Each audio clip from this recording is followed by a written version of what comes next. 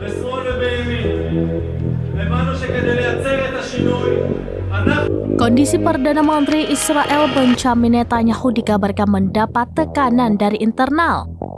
Tekanan itu terjadi seusai Hamas mengumumkan kesepakatan mengenai gencatan senjata di jalur Gaza.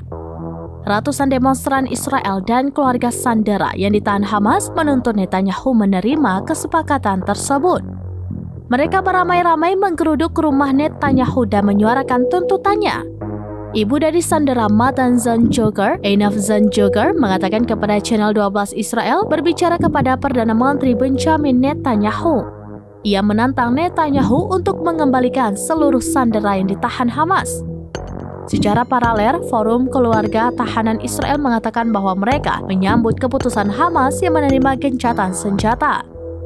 Sebaliknya, pemimpin oposisi Israel, Yair Lapid, menyerang pemerintah dan menyerukan perlunya menindaklanjuti perkembangan terkini dan pindah ke Kairo untuk memulangkan orang-orang yang diculik. Sebagaimana diketahui sebelumnya, Hamas resmi mengumumkan kesepakatan gencatan senjata pada Senin 6 Mei. Hamas mengatakan bahwa kesepakatan itu tercapai seusai pemimpin Ismail Haniyeh melakukan panggilan telepon dengan Perdana Menteri Qatar. Meski Hamas menyetujui gencatan senjata, namun tidak menghentikan rencana Israel untuk melakukan invasi darat di Rafah.